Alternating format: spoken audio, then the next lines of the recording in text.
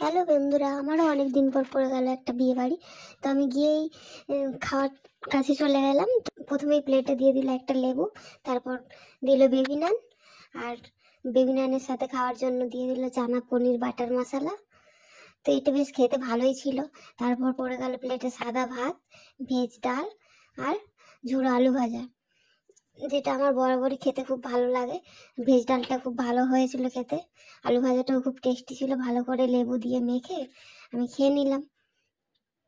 তারপর প্লেটে পড়ে গেল ভেটকি মাছের ভাপা। এটা খেতে খুব একটা ভালো ছিল না, তবে খুব ঝাল ঝাল ছিল। গ্রেভিটা খুব ভালো লেগেছিল, কিন্তু মাছটা খুব একটা ভালো ছিল না। তারপর পড়ে গেল প্লেটে স্যালাড, ফ্রাইড রাইস আর চিকেন কষা। আমি যেহেতু মাটন খাই না, সেই জন্য আমি চিকেন কষা নিয়েছিলাম। আর মাটন কষাও ছিল, এই দেখো, যারা মাটন খায় তাদের জন্য মাটন কষা আর ফ্রাইড রাইস। প্রত্যেকটা খাবারই খুব টেস্টি ছিল।